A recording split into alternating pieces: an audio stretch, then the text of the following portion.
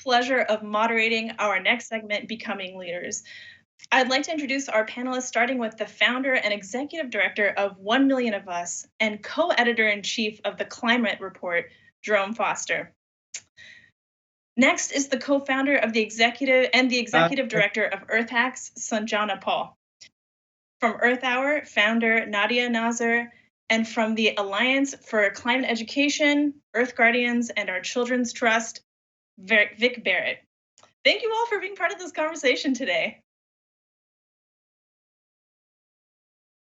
Yeah, thank you for having us. Awesome.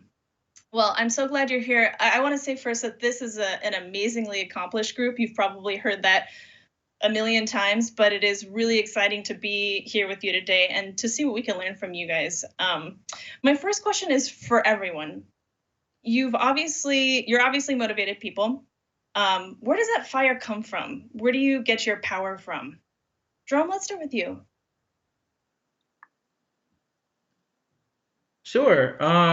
I would say that I get my power just from the community in itself, and just the community of activists. Because when we're out here and we're striking, or if we're organizing, or if we're just collaborating, it just gives us a strong feeling that we are making actions, and that the things that we're doing aren't just symbolic, but are strong, intersectional, and really progressive ideas that can push forward our political system, push forward our economic system to really reflect our environment and just really take care and safeguard our environment. So that really is what motivates me and keeps me focused.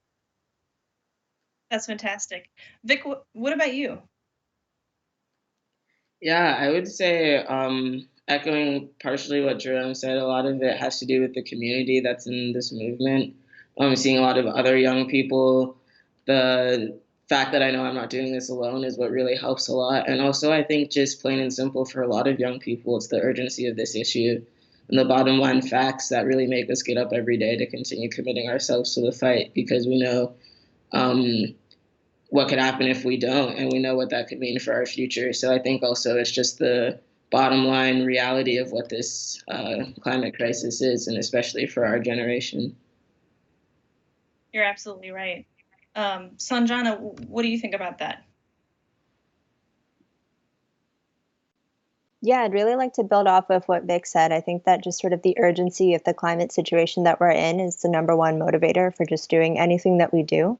And then secondly, I think that the new generation that's coming into the tech community has a lot of potential to really make meaningful contributions to solving these environmental issues. And we really need to be focused on, building that community.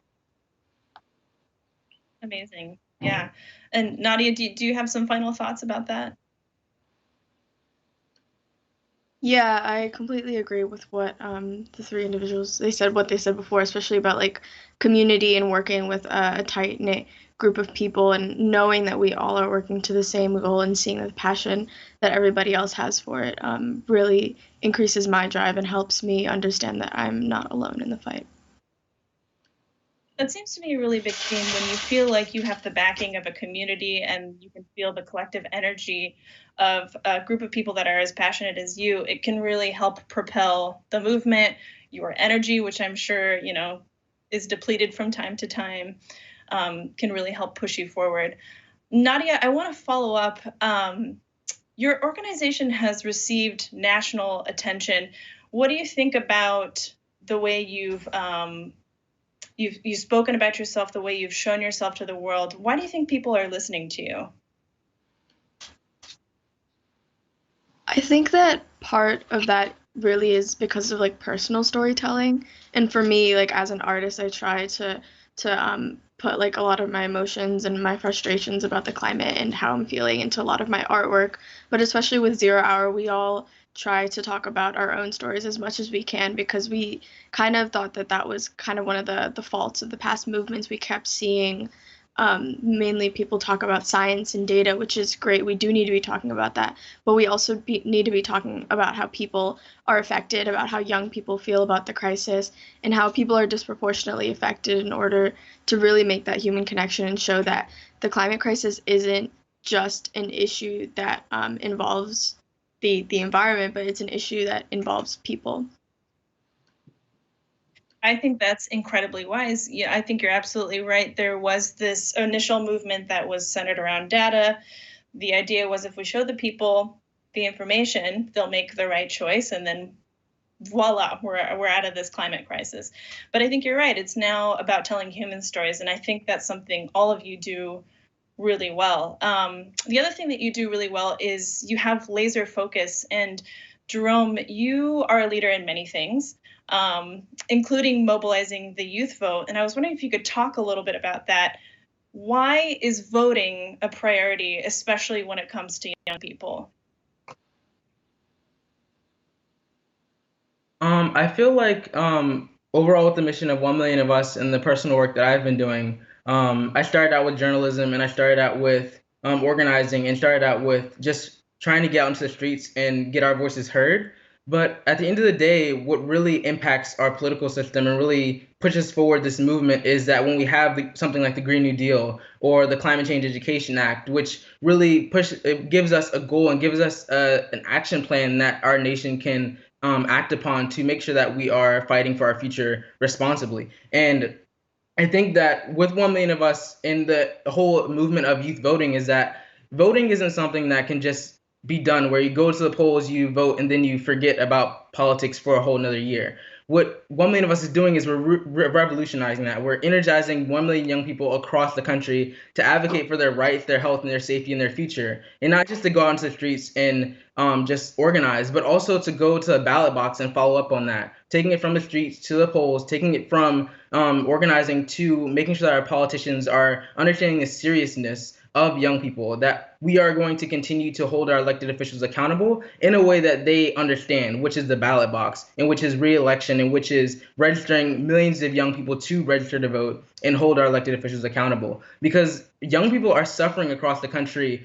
whether it's from gun violence, whether it's from gender or racial prejudice and violence, whether it's from the hatred of xenophobia where kids are being caught in cages. This is all intersectional with climate change. And that's an approach that's really unique in that we aren't just voting to say, oh, this politician, this personality, I really like it. We're saying that, oh, this person values a progressive agenda that will understand the intersectionality of all these issues. And that's why we're voting, because the young generation isn't just going to vote because they see someone young in their own age. They're going to vote because they're saying, oh, this person is championing the issues that are impacting me right now. There are kids who are suffering from college debt and suffering from so many different things that are just impacting us in an extremely detrimental way. And what we see is that the ballot box is a way to reform that and to provide hope for our generation, because hope doesn't just come out of striking or from just having great speeches. It comes from elected officials that are being held accountable, and it comes from people that are taking action. That's what gives us the hope. I love that, because what you're saying to me is that hope is a good thing to have, but it's not a strategy. And what you need is that fire, that hope that starts the whole movement, and then you need a concerted plan. And, with mobilizing especially young people, we've seen in the past that when young people get together, when they march, when they vote, there's a big impact. And so I think putting energy there is such a worthy place to put it. Speaking of marginalized communities, especially when it comes to the climate crisis, Vic, you've talked about, needing to elevate Black, Brown, and Indigenous voices in the conversation. How is climate justice connected to human rights? Yeah, I mean, the reason that I got involved in climate justice at all is because I saw the Black Lives Matter movement taking off. And I saw people that looked like me and that I related to being harmed by the institutions that were supposed to protect us. And as I started learning about environmental racism and climate justice, I saw that that's just this huge magnification of all these intersectional issues that we have that are every day applying pressures to the backs of Black, Brown, and Indigenous people. And I think the climate crisis is one of the largest human rights disasters of our time, because really the way that it's impacting already marginalized communities across the globe is disgusting, honestly. These are communities that are already facing poverty, that are already facing disenfranchisement, and at the same time are trying to step up against their own planet. and they weren't even the ones that turned it against themselves. A lot of the times, these marginalized communities, indigenous people, Black people, brown people, we're the ones that have always been stewards of the planet and know how to take care of the planet and know how to protect our own communities against things like sea level rise and climate change, because for centuries we've been dealing with things like colonialism and imperialism. So we know how to face issues that come up to us right on the front lines, but it's totally unfair that this issue that we've not contributed to it as much on the same level that industrialized and it's totally a human rights issue, and it totally ties into human rights. And I think that learning it from that scope is the best way to engage young people, because we're a very justice focused generation, and we're very focused on making sure that things are fair. And I think that that's why human rights and the scope of looking at climate change from human rights is what's engaged so many young people in this movement in the first place. Yeah, tying it back to what Nadia said, those human stories, especially humans that are typically disenfranchised, who are first affected by the climate crisis and often are not the biggest contributors to it as well. There is a very unbalanced cause and effect for the people who are directly affected by this. So I think you're absolutely right. My next question is also for everyone. I think it's interesting that all of you, are all rather young. You did not cause the climate crisis, and yet you are stepping up to do something about it. Why have you taken it upon yourself? And Jerome, actually, let's have you go first again. Oh, Nadia, please. No, I can go first. Yeah. I was just gonna say that it's really frustrating to see all of this going on, as you all have said earlier. And for me especially, what makes me feel better is knowing that I'm a part of this community. I'm passionate. I know that there's so many other people fighting to end this and fighting to solve the climate crisis and the issues linked with it. And so for me, it helps my climate anxiety and so that's one really big reason why I want to fight it. But also looking forward in the years, when I look back, I want to be able to know that I did the best I could. And even if we don't achieve what we want to, we all can say that we tried our hardest and we put as much energy as we could.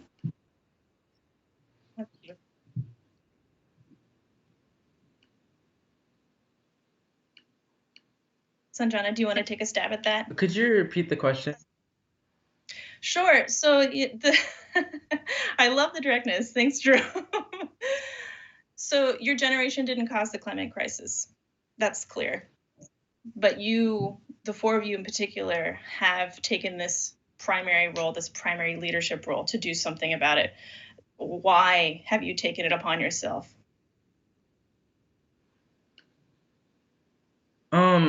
I think that for our generation specifically, sorry, we kind of grew up. Sorry. Go for it. It's okay. But I think that when we grew up, we were constantly exposed to the climate crisis and constantly reading about it and just hearing about it. And we, at some point, we said that our naivety faded. We were fully knowledgeable of the crisis and said that if no one's going to act, then we have to act, because no one's saving our future because they're focusing on the present. And young people, we have the sense of moral high ground and saying that we don't have an agenda, we don't have anything that's holding us back. We're just solely focusing on our futures and our lives. And I think that's what really motivated us. And we took it upon ourselves and started organizing, is because it's a sense of feeling that once you understand that no one else is going to fight the same way that you're going to fight, then you have to say that now is the time that we have to now be the adults. We have to be the people that are looking to expert. We have the people that have to organize this ourselves. And that's why we kind of took that leadership, is because we're out here and we're seeing so many things that are decimating our generation's entire communities, from floods to wildfires to having to be trapped in your home, and no one's really talking about it on the political stage. There's just not really saying anything. And that's what's really discouraging for us, and really puts the fire behind us and say that we are going to have to take this on our own, and we're going to have to fight. We're going to have to continue to organize, because no one's going to fight the same way we are. And that's why we're out here in the streets and organizing and continue to do this. Yeah. Fantastic. Sanjana, I know you're about to say something.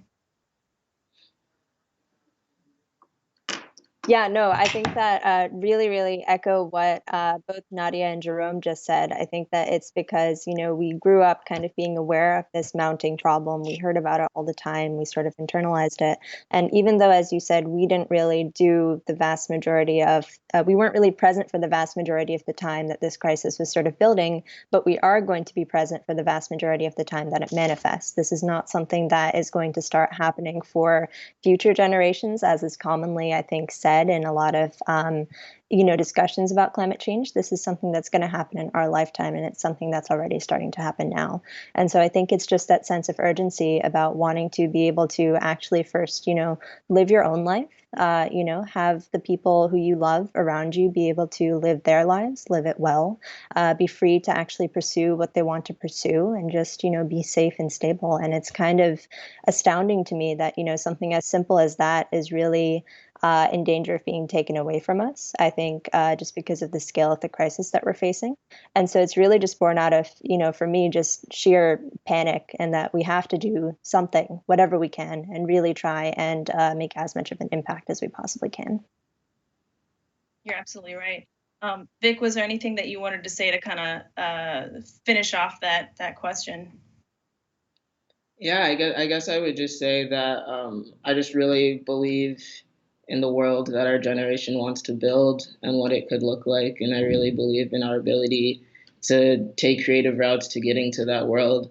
And I think that the results are going to be amazing. And I feel really lucky to be on the journey to get there also. Well, I feel really lucky that you guys are on this journey as well. And I know personally, we'll do everything to support you and to do everything to support the energy and the power behind this generation. Speaking of, of generations growing up, entering the workforce, Sanjana, I have a question for you. How do you encourage young people entering technical fields to use their skills to help solve environmental challenges?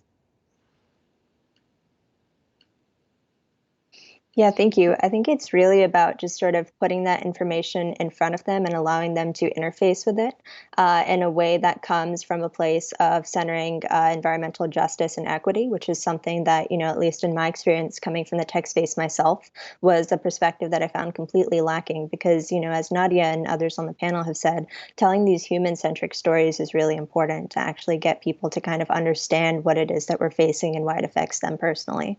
And so I think really just providing those opportunities for students to interface with those problems, to learn about those problems, to talk about those problems with people around them, and realize that, they're going through this extremely rigorous training. Why not apply it to something good, to something that could be beneficial to society, and, make that the new normal, as opposed to having it be, a specific subsection of some aspects of tech. I think that's really important, is just introducing that culture shift. And that's really what we try and sort of advocate for during our tax events. Yeah, I think you're absolutely right. Insofar as what I've heard from almost all of you is that action is sort of the remedy for just like fear paralysis. If you completely give in to that fear, a lot of people feel like they can't do anything. Action is the antidote to that.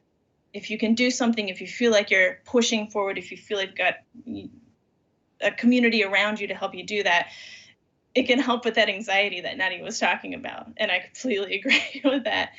So on that note, I want to hear from you guys. We could talk for days about this. I wish we could. But for every young person watching this right now, I want to know from each one of you, how can young people get involved in the climate movement? What should they do to find their tribe?